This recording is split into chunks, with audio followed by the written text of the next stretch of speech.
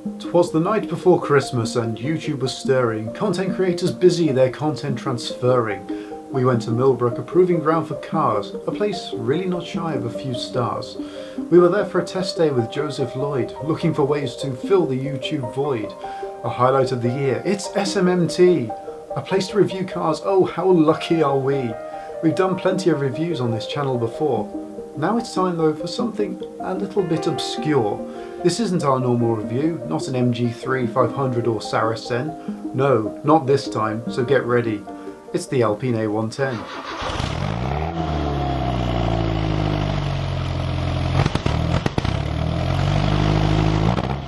Hello viewers and welcome to the Millbrook Proving Ground. Sat in front of me is a car that I like very, very much.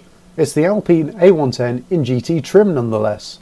Now, this is not a car that I'd usually get to film on this channel. However, right here and right now, I have that opportunity, and standing here looking at this, it's one of those vehicles which, if I had the money, I'd buy one of these yesterday. I really do love this car. I remember when this was unveiled at the Geneva Motor Show back in 2017. The motoring world got massively excited about this car for a couple of reasons. It was reviving a historic French sports car brand. Its creators put lightness above all else for the most fun on a twisty road, which, by the way, is a very Lotus way of approaching the driving experience, and I do actually mean that in a hugely complimentary way. And then there were the looks. I mean, just look at it, just wow! The styling on this is tremendous. It's a real modern interpretation of Alpine's classic 1960s sports car which bears the same name, and it just oozes retro chic coolness.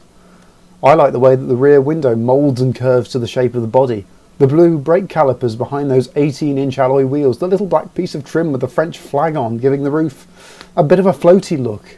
It's an elegant looking car this, and whilst the body of it is stunning, it's also light, and this is a car that chases lightness to an insane level. It achieves it by using aluminium. The body's made of it, as is the chassis, so is the double wishbone suspension. In fact, it weighs in the region of about 1100 to 1200 kilo, obviously depending on the model of A110 that you choose. And at its lightest, it's 300 kilograms lighter than its rivals, the Audi TT RS and the Porsche 718 Cayman. I also love the detail at the front, one of the signature looks of the original A110 which has been carried over, the 4 headlights, all LEDs which you get as standard on all trims. Anyway, moving to the interior, you're greeted with a very brown dashboard with a chrome strip across, a speaker in the door, and then there's some brown leather sporty bucket seats, a floating centre console with start button and driving modes as well as a parking brake. There's also some storage underneath with USBs and an aux port to plug in your phone. Dominating the interior, a central mounted 7-inch touchscreen gives you all your multimedia options including Apple CarPlay and Android Auto. 5 piano key buttons underneath control various performance and screen functions. You get a tiny window out the back, speakers in the door and tweeters on the dashboard. These can be upgraded to focal speakers for £552. Although lightness is key with the Alpine, comfort was a big priority for the creators of this car, which is why the seats are well padded. They wanted it to be a fun car for the weekend, but also comfortable enough that you could use this daily should you need to. The interior is a welcoming and inviting place to sit in, however personally I'd have a black interior with blue stitching. This gap here looks like it should be the glove box, but I don't think there is one. If that's the case then that's unfortunate. You have a few cubby holes inside, but a glove box would really have provided that little bit more practicality. Perhaps it's a weight saving thing. The dials and buttons though just here, they're quite nicely laid out too. On the driver's side, it's easy to spot a few items that are shared amongst other Group Renault cars, such as the wiper and indicator stalks, the volume control unit for the stereo, but if it works, why change it, right? The Sport Mode select button is big and red for max fun here on the steering wheel. Your mirror adjustment is here, again a part shared throughout Group Renault cars. The pedals are rubber in this with an aluminium footrest. Aluminium pedals can also be added as an option for £120. You can see Alpine have put a lot of thought into this car and how it should make the driver feel from the moment they sit down behind the wheel, and the interior goes a long way in achieving that.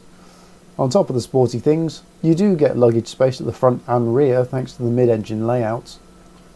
I've spoken a lot about the A110, but now it's time to get down to the business of driving it. Time to give this massively heralded piece of machinery a spin. Oh my, am I looking forward to this one.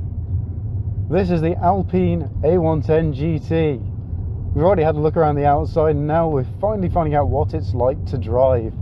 And this is right at the end of the day, so we do have to be kind of quick about this one. I can't spend all day doing it. But what I am going to do is take this onto the high-speed bowl circuit because I haven't done that yet. And quite frankly, a car of this nature deserves to be taken up to a little bit of speed. It's a little bit different from everything else that we've probably featured on the channel up to now, but it's a car I've been interested in for so long. I think it's a fantastic looking car. There are 4 A110 specs currently on sale. You have base spec A110 starting at £49,990, A110 GT as we have on test, £59,440, A110S, which is a slightly stiffer setup than the GT, £60,040, and top spec, fully stripped back and track focused, A110R, standing for Radical, that starts from £89,990.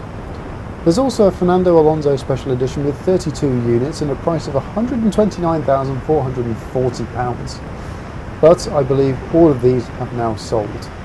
So we're now on the high-speed bowl in the Alpine, and my word, the noise! Oh, this is fun! So behind me is that Renault Sport 1.8 that's shared with the Renault Sport Megane RS. But in this, I've heard them on the road. I've never driven a Megane RS, but in this, it sounds like a completely different beast. It's incredible. But this thing's sitting nicely, it's well planted. It's not exactly the smoothest route going over this circuit, but it's a lot of fun. Of course, Alpine is now Renault's very focused, sporty brand. They've decided to scrap all the Renault Sport stuff and just leave all that literal sportiness to the Alpine brand. And you can really see they've put a lot of time and effort into this car to make it as good as it is. The punchy 296 horsepower 1.8 litre turbo engine shared with the Megane Renault Sport has had a few revisions from Alpine engineers. In this car, you'll do 0 to 60 in roughly 4.5 seconds with a top speed that's limited to 155 miles an hour. Alpine claim that the combined MPG is 44, which means that, on paper at least, it could be a properly usable and sporty daily drive should you need and want to. Inside this lovely bucket seat, which doesn't seem to really adjust. If I have a feel down here, there's a tiny bit of adjustment with the handle. You can move it backwards and forwards, but it's not really a huge amount, but it's just enough. You really feel at home in this car. I mean, I certainly do.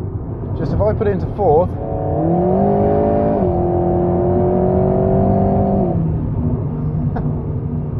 oh, this thing's fun, but I've got to give it back. Alpine designed this car to have a 7-speed flappy paddle gearbox from the off. Unsurprisingly, it was for weight saving, as with pretty much everything else to do with this car. Alpine say that this automatic gearbox is lighter than any manual they could possibly have fitted to the car. It also allows convenience when driving the car every day. Of course, it is more fun to throw a car into gear with a manual gearbox, but I really don't feel like this automatic detracts from the driving experience at all. I didn't want to give the Alpine back, I really didn't. I loved it, but pulling off the high-speed bowl did give me a bit of a chance to reflect on the experience. What I think is the most fun about taking around that bowl is the fact that when you change down a gear, you can hear that turbo really spool up. And it's just such a lot of fun. This car was really driver focused. Alpine seriously wanted you to enjoy driving again with this car. Just everything about this car. The crackles and bangs of the exhaust, the acceleration, the noise it makes upon acceleration. It's the perfect recipe for a sports car. This is exactly what a sports car should be. It should be fun, it should be loud, it should make you feel something, and it should make you fall in love with driving again. And that's exactly what this Alpine has made me do. I mean, I already love driving. Driving is fantastic, but my word, is this another thing. Oh, good reversing camera too. Visibility out of the back of this as I reverse up is not the best, but it's a sports car. Visibility was never going to be a highlight. And that brings an end to my drive of the Alpine A110. Hopefully you have enjoyed it. If you have, don't forget to leave a like, comment down below, let me know what's your favourite thing about this car. Apart from everything, of course, as I hope I've demonstrated. I certainly love everything about this car. And of course, if you want to see more car-based content, don't forget to hit that subscribe button to play more car-based content. That was an experience. I'm out of breath. So thank you very much for watching. Don't forget to subscribe, like, hit that bell notification. Also, don't forget to check out Lloyd Vehicle Consulting, who's here today, and we're working a bit of a collaborative effort. So don't forget to check out his videos as well from this event. Anyway, I've been Jay for Fuel Power. Thanks for watching. See you again soon. Until next video, farewell.